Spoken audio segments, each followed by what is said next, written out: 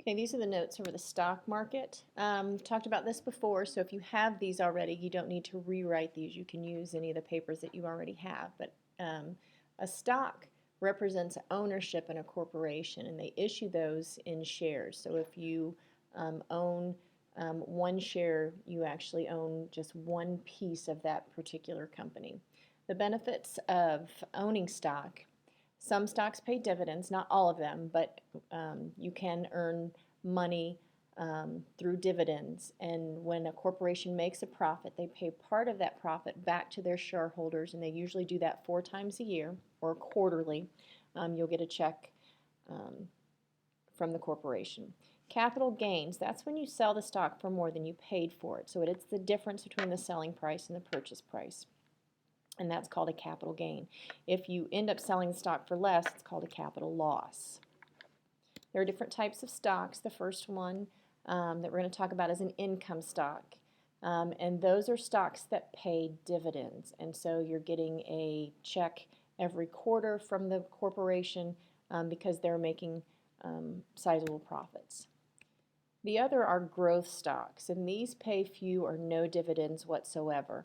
What you're looking for in these stocks is the value of the share itself to go up, and that's why you purchase these types of growth stocks. They're going to take all of their profits, reinvest it in the business, and try and grow the business, and so the stock price itself hopefully will go up. Common stock and preferred stock. One, you have voting rights in the company because you are part owner. When they have stockholder meetings, you could attend those and actually vote, and you get one vote for every share of stock that you own.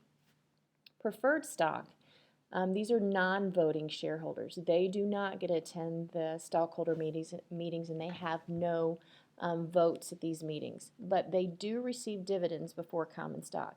So if the company were to declare a dividend, the preferred stockholders would get dividends before the common stockholders. And the other thing, if the business goes out and they liquidate or sell all of their assets and there's any money left over, preferred stockholders would get paid back before common stockholders would. Trading stocks. You have a stockbroker, and they're the person that you would call, and they link together the buyers and sellers, and they work for brokerage firms. And this brokerage firms are just those businesses that specialize in trading stocks. The stock exchange is the place where the buying and selling actually takes place.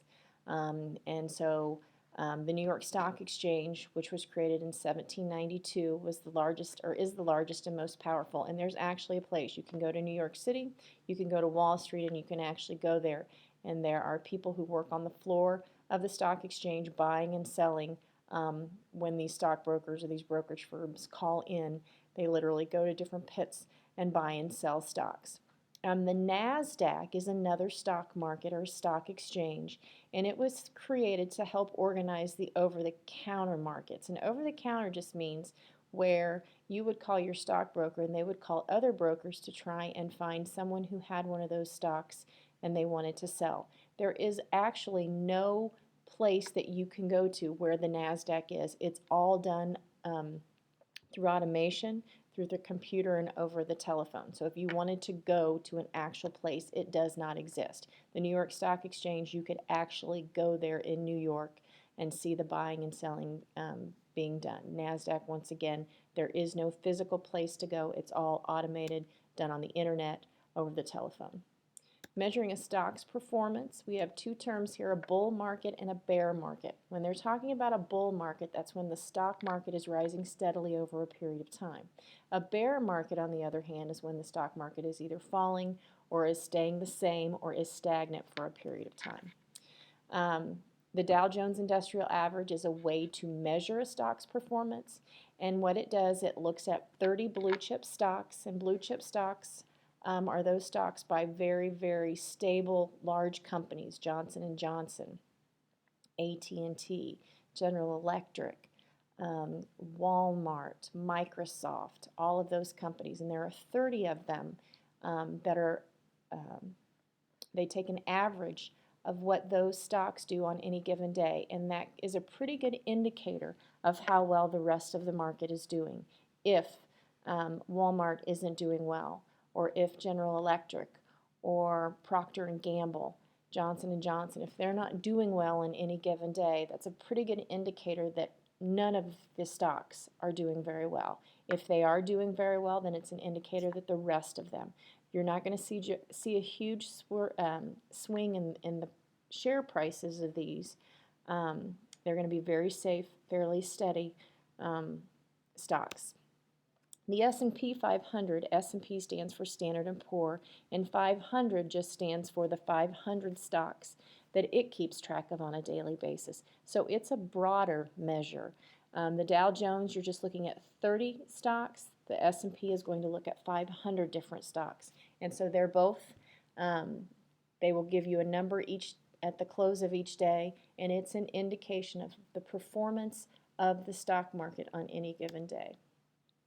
And I just kind of gave you an overview here from 1915 to 2005 of what the Dow has done. And you see ups and downs throughout, some of them more significant than other, but the trend in the stock market is always up. And so that's why people invest money in the stock market, because it might go down.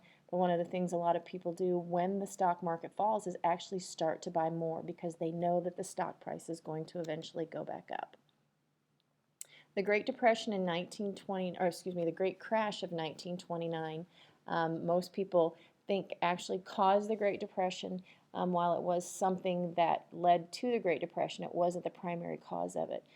So some of the things that led up to this event, you had a small number of companies and families who held much of the nation's wealth, and a lot of farmers and your workers were suffering at that particular time.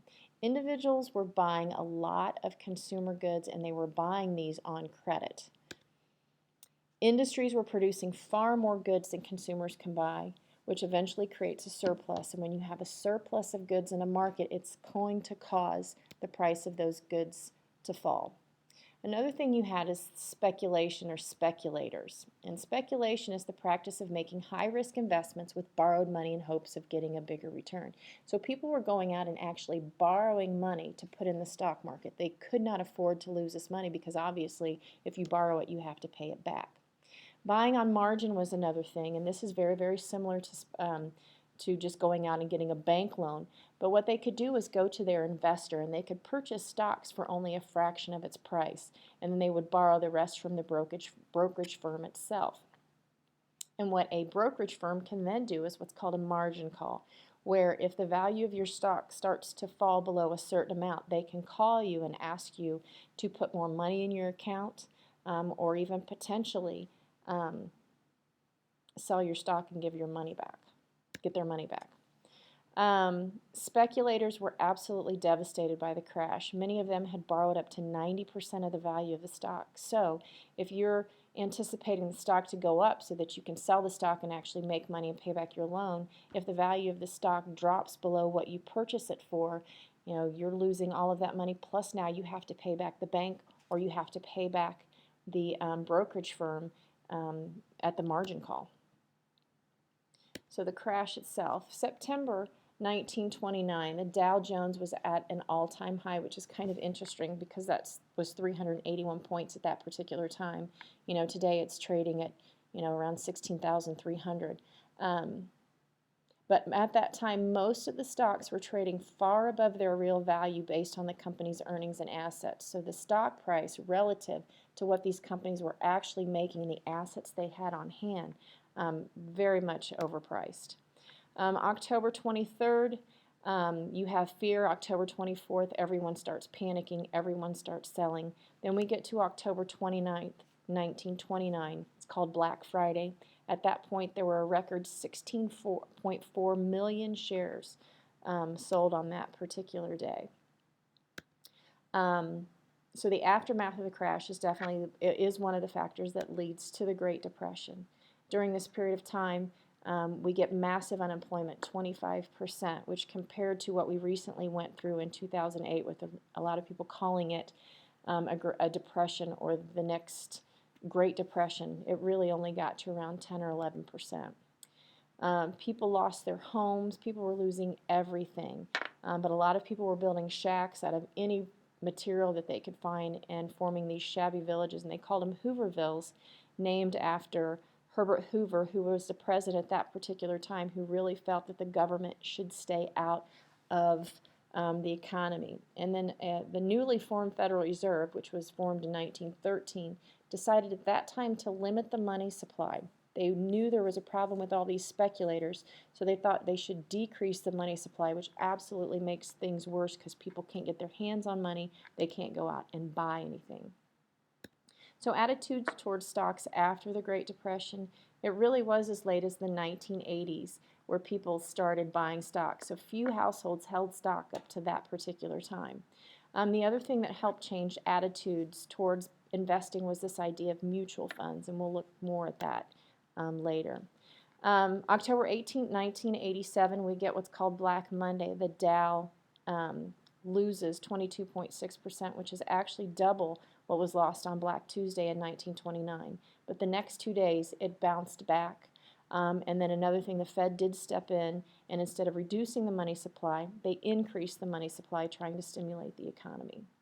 Stock market today, in 2007, the Dow reached a new peak of 14,000 before the crash of 2008, where it dropped to 11,500 over a very, very short amount of time. But like I said before, today it's trading around 16,300, and you just never know what it's going to do.